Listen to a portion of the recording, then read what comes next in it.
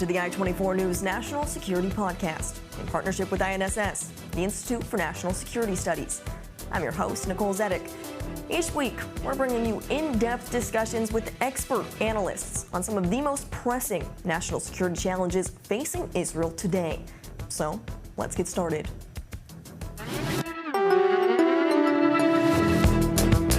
It has been nearly 2 weeks since Israel launched a direct attack on Iran, hitting a series of military targets across multiple provinces. This was an unprecedented move by Israel, with the goal of weakening Iran's air defense systems and missile capabilities, which Israel says it absolutely succeeded in doing. The retaliatory attack followed Iran's October 1st launch of nearly 200 ballistic missiles, the largest ballistic missile attack in history. Well, now this back-and-forth escalation seems to be a sign of deepening confrontation between the two countries, with Israel determined to curb Iran's influence in the region, disrupt its terror proxies, and undermine Tehran's defensive assets. In today's episode, we're going to really unpack the layered relationship between Israel and Iran, but from a different angle than you might think, looking at the people this impacts. The Jewish and Persian people are some of the most ancient nations in the Middle East. But even though their history spans millennia, there's now fraught modern ties.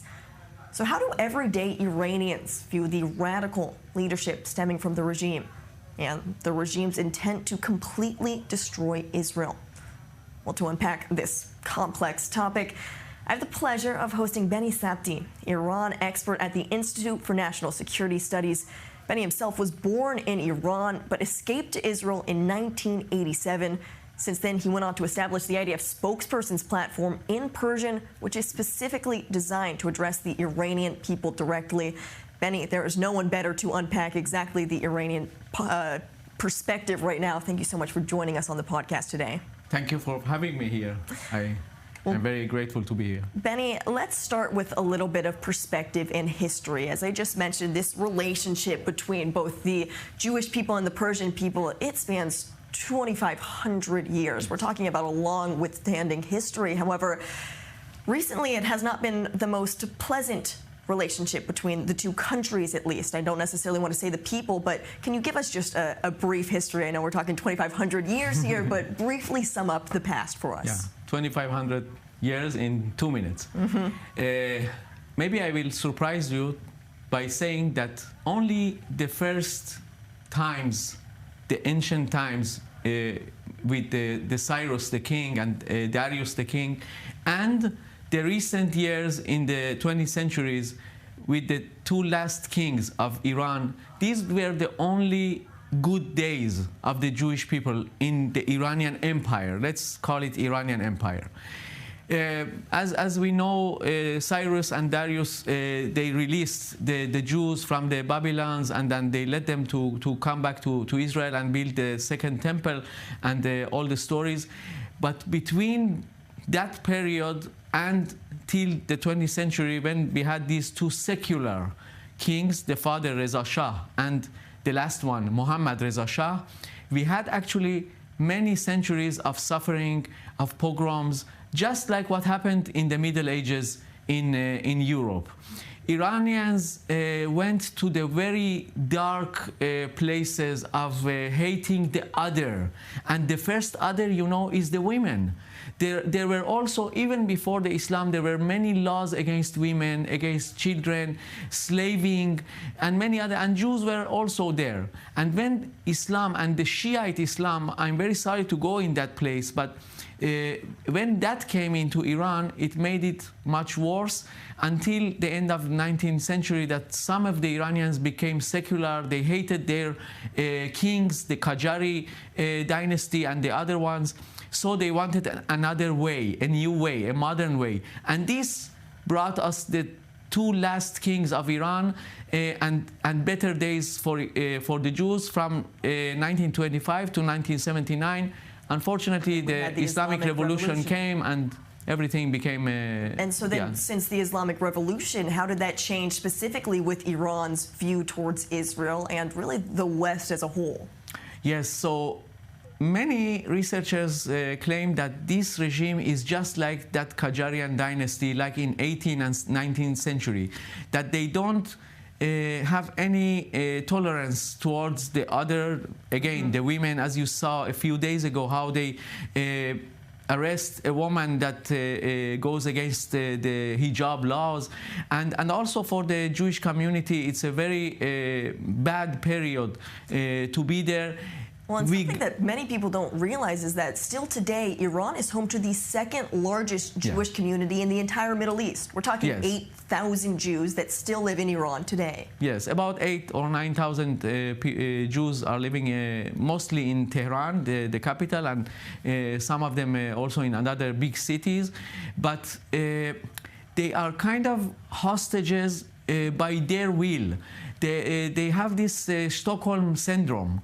They love Iran, they want to be there, they have maybe shops or clinics, they are doctors, they live there, they want to be part of the community, but the regime demands the loyalty and going against Israel. Some of them has families here, or maybe in US, but they have to go against Israel. They condemn Israel every time we attack Gaza or Lebanon, and they are happy when Iran regime attacks Israel. This is a very actually ridiculous part of their time, but they pay a lot of by a lot of feelings when they want to live there. So quickly give us a brief history of your own childhood then before we move on to the other Islamic revolutionary identity and really the core of it, because you yourself had to flee from this exact type of regime you're talking about. Yes, I was born a few years before the revolution, and I remember the revolution. It was a very violent one. It was like when Hamas took over Gaza. Really, they threw also people from the roofs and everything that happened in this kind of revolution, like what happened with Gaddafi. We saw many things like this. And I was 7 years old. It was like a shock in that years. But actually in that days, in that 5-6 months of the revolution, 80,000 Jews of 120,000 Jews who lived in Iran, they left. They left their houses, they left their shops. And we were naive. We thought that we can live there. But after a lot of series of harassing and beating, and even they cut my hair twice in the middle of the street. A man, a child. It's not only about women. In that years, it was much worse. They cut my hair twice in the middle of this. Anything also, that's the other. Yes, again, those who don't obey or even half obey the law, like Taliban, like Hamas, it doesn't matter for them. So after a lot of suffering and after some of the IRGC soldiers came to my father and beat him in his office, we decided that we have to run away. We kind of had a connection with the smuggler. It's kind of a movie. Yeah, maybe I will write a book about that, or kind of a movie. But since October 7, we have so many movies to make here. So I hope the end will be happy. And we in one night in February '87, we just ran away and we crossed the border by foot. And many days after that, we went and walked into other countries until we could fly to Israel. Yeah, it was very complicated, but since then I'm blessed. This country allows you to have progress, to be yourself. You know, it's so hard in Middle East to be yourself, especially the women we talked about, or minorities, other minorities, Kurdish, Yazidis. Maybe you remember the ISIS and how they treated these kind of communities.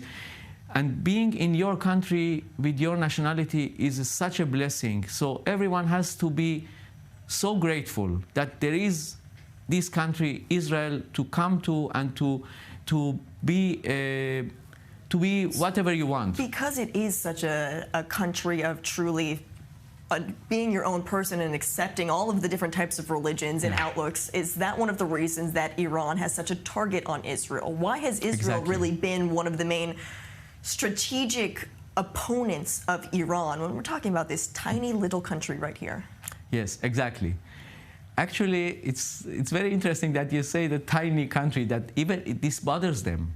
They are, every Iranian grows up and hears the stories about being an empire, and we were the biggest country in the world, even more than Roman and Greek empires, and they don't believe that there is such a tiny country that can beat them and get over them, and they don't tolerate us, of course, first of all because that old anti-Semitic traditions that they had since the 20th century, as I said before, and since the establishing of Israel, of course, there is a modern reason to hate. There is a place and there are specific people to hate. It's not only just spontaneous now to maybe today we attack Jews in the street and tomorrow we don't want to attack them. Okay, they can go on with their lives in Tehran, in other places. No, now there is a specific place that many Jews are gathered there, and we can attack them, first of all, maybe by stones, and after that with missiles. For them it's the same, actually. Mm-hmm. And they cannot tolerate the existence of this country. Of course, there is also the competition. They cannot. They want to be the only empire or the only power in this region, and we are the bigger power, actually. So there are many reasons to hate Israel. And so this is the goal of the Iranian regime, but what about the Iranian people? You yourself fled that regime, and it does seem in modern times we're hearing more and more of this unrest within the actual civilians that live inside Iran right now. Yes. Actually, when I was a child or maybe a teenager in Iran, until we ran away, there were also still these anti-Semitic traditions still in many places all over, maybe even the capital, the Tehran.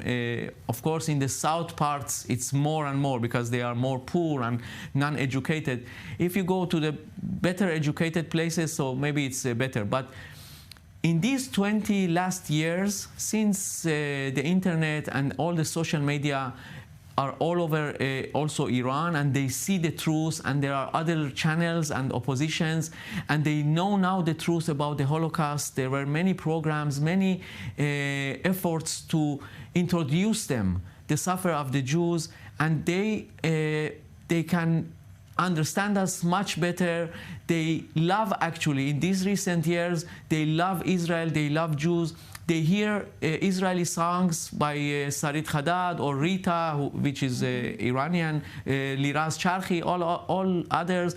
They are very curious about the life here. They see that the people are very happy, and they are sad because of the regime, the inflation, all this social problems that they have.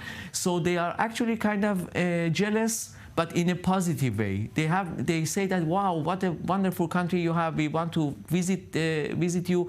Even our foreign ministry had a kind of half a secret survey in Iran. 50% of the Iranians love Israel and love Jews. It happened just like October 7th. It was in August 23, I think. So this is fabulous. We have so many allies. But they're not allowed to speak out about that love. What happens if they do show support for Israel in Iran right now? The problem is they act like individuals. But in every protest, like in Mahsa protest 2 years ago, we saw that they have this slogan: I don't want Gaza, I don't want Lebanon, I only want to work for Iran. I only want to live for Iran. This is a very big slogan, very popular since 2009. And this means all. They want to have prosperity, they want to live for themselves, to pay taxes for themselves, not to pay to Hamas, to Hezbollah, to bring them missiles and all these killing tools. They are not interested. You know, there was a very funny thing that happened in Iran in Ahmadinejad times. They had some kind of achievements about the missile program, but in that days exactly there were no diapers for babies. And diapers is a very similar word like missiles in Farsi, pushak and mushak. So they said, wow, what a great life. We have mushak, we have missiles, but we don't have diapers. So what a great life. You know, like kind of the last years of Soviet Union. They had missiles, but they didn't have food. So this is the situation in Iran, if they have some kind of organization, some kind of support, maybe from US, in these days we had these elections in US, maybe there will be kind of a change, maybe also from Israel, because the Iran regime is the head of the snake. If they have a good change, we will have a good change. But how could those changes actually impact the Iranian people? Because especially when you're talking about the new U.S. president-elect, Donald Trump, who has a harsh stance on Iran, specifically with sanctions, this typically does not help the Iranian economy. And so what could the impact of that be on the Iranian people? Yes. You know, they are very sophisticated now. They are very clever. They know that they want to suffer, but after that, to release their country from these mullahs, from these IRGC soldiers. They are ready to suffer more sanctions, harder sanctions. Yes, it's like, if you remember, like the people in Sderot, in South, they said to our government, we can suffer more missiles, but go and solve the problem. It was many years ago. Unfortunately, the problem wasn't solved in that years. But they say the same thing. We can suffer the inflation, we can suffer the economy, and Iranians actually know how to suffer more than us because they are doing it. Yes. So they are very happy. Today I saw a clip that some of the Iranians delivered some cookies because Trump was elected. 80% of them didn't come to vote for their president, for their moderate. 20% showed up to the most recent Iranian elections. Exactly. They love US, they love the democracy, the liberal way of life, and they just want someone to give them some support. You know, in Mahsa protest, unfortunately, I say it with a lot of heart broken, actually. President Biden didn't say one word, and Iranians, they very care about words. If there is this spirit of support, they will go to the streets. But there were not any support. Of course, Israel supported, but Israel is a very tiny country. So in that case, if now we have these words, these positive words from Trump or his administration, it can bring many surprises. So, Beni, you're talking about this deep societal unrest, whether it comes from the enforced dress code, the hijab movement, the economic situation there. 50%, you say, support the state of Israel. Yeah. This is a large portion of society, but can this portion of society actually make a difference when it comes to the Iranian regime and the Islamic Revolution? What's the chance of them making a change? They can. You know, for example, before the last attack of Israel against Iran, they begged to hit the headquarters of the security, not the missiles and not the, I don't know, the nuclear part program or something, but they asked for hitting the headquarters of those IRGC soldiers who come and beat them, because after that they can have this support and have this spirit of going against them. The more the regime is weaker inside Iran, it will be also outside, it will be weaker. Well, so how they about want right now, to do, as the regime is weak outside Iran as well, when we're talking about the Iranian proxies that Israel has been fighting for the past year at this point, how does that impact the Iranian regime strategy as well? They see, the people see that the regime is weaker and weaker outside of Iran, and they are very happy with that. And Iran regime is very surprised in what happened in these last 6 months, that all his insurance policies, they are gone. Hezbollah, of course, they are shooting still in the north of Israel, but the organization is not there anymore. And the commanders are not there. And Hamas, of course, 90% of that is gone. I hope that no soldier will be hit anymore, and all of them can come back with health and to their houses. But this is what they want to see also inside Iran. And Iran regime is so afraid because they wasted, I think, about $40 billion in 35 years of Khamenei's regime. Only in Khamenei's regime, about 35, 36 years, $40 billion. It could build Iran many roads, many infrastructures, but Iran regime decided to waste it on nothing, on tunnels, yes, and Hamas, many other billions, and others also, Iraqis and Yemenis, Houthis. The Iranians ask themselves, why? What do we have with these Houthis? What benefit they have for us? It's not about trade. It's not about sitting on very strategic place and maybe have some taxes from the ships or something that gives us benefits. So the more is the Iranian regime is weaker outside, it also brings it inside. But if we help also the Iranian people from inside and hit these IRGC headquarters, it can make it sooner. So this is speed up the process. Yes, this is a decision for the decision makers, of course. And when we're talking about those decision makers, we talked about the proxies on the outside that Israel has been fighting. But in the past month, really, we did see this escalate between Iran and Israel. Direct attacks with both countries actually claiming responsibility for these attacks as well. Yes. Is this what the future looks like between Iran and Israel? Yes. The very strange thing that happened since October 7th is that the Iranian regime is in that hubris place that thinks that their Messiah is coming. Because of October 7th, all the slogans about death to Israel and destruction of Israel are going to be truth. So they are stuck in this place of hubris, and they cannot stop helping these proxies and even getting involved by themselves. These IRGC generals are so arrogant and so in that hubris place that they cannot leave that position, and they all the time they convince the leader to hit Israel. And actually they are taking the place of Hamas and Hezbollah. Every few months we have a round between. So, but the thing is about Iran that it's not unlimited number of the missiles like Hezbollah or like Hamas. It's not so close to us. They have only about 2,000 or 2,300 more missiles. Wow. And how badly did Israel hit some of their strategic targets? Exactly.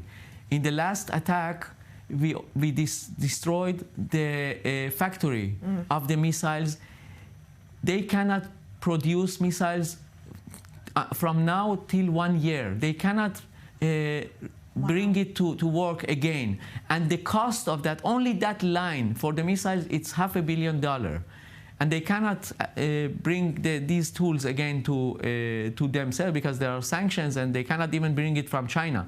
So there is a lot of damage against the Iranian regime and against the IRGC. It will make the thing go, and the more they are involved with us, it will make them also weaker and weaker. But we have to be a little bit patient. They are not, their missiles are not so accurate. They are not so sophisticated. Look at what we do in Gaza, in Lebanon, and in Iran. Hania goes to sleep and something goes off, and it's so imaginary, really. His going back to pillow one of those Netflix or something movies that we could talk about. Yes, but they just shoot on everything is in the radius. Sometimes they hit Jordan, sometimes they hit Syria, sometimes they hit the Dead Sea. So this is our bonus above Iran. This is our supremacy. We are the tiny one, but we are the sophisticated one. So if we are a little bit more patient, we can neutralize them from their power, and this will be the moment that also the Iranian people can come in and there will be a big change. Oh, I like that little message of optimism right there, Beni. We have a few more minutes. I want to quickly ask you a little rapid fire round because we've been going into these big questions right now. So I just want you to answer these questions with some of the first thoughts that come to your head. First one that we've been talking about, can Israelis and Iranians ever live in peace? Sure. And how realistic is it for the regime to fall? Very realistic. Very realistic. Very. 2-3 years. That's a quick Maybe less. timeline. Maybe less. And is there someone who can replace the regime? Yes, there are some opposition leaders. First of all, there is this son of the king, the last king, that he's in the US, and he's very active. But he's not only one. He just is the more democratic and the more liberal. So I am fond of him a little bit because democracy is the key for Iran. But others also can be a part of that. Beni, in the meantime, are we moving closer to a direct war between Israel and Iran? We are already in a direct war. We are in a war for 45 years. This is the problem that Israel didn't understand. We thought that it's a tactical thing with something in Lebanon, something in Gaza. There are only 4 terrorists, 5 terrorists there. No, we are for 45 years in a war in Iran. 3 months after Khomeini came to power, in about May or June 79, and I remember it as a 7 years old, he declared that there will be a Quds Day, Jerusalem Day. This is the day that symbolized the fight against Israel. He did it, and we didn't understand. He sent his guys from IRGC, and he needed them inside the country. But he sent them to Lebanon to establish Hezbollah. So we are in direct war, and I think that we are in the end of it. I like that message of optimism, and that's how I want us to end, on that little message of optimism. Beni Sabti, what an interesting conversation. Thank you for joining us on this latest edition of the podcast, really. Thank you very much. I think it all sums up just the revolutionary shift that really has reshaped Iran's view of Israel. As we've been discussing, it is clear that this conflict truly does reach far beyond borders, yet despite the hostilities, the perspectives of everyday Iranians, it does reveal a desire for change, as Beni has been unpacking for us. So let's certainly hope we see some of that change. For now, that's all we have for you on this latest edition of the National Security Podcast. I'm Nicole Zedek, and thank you so much for listening.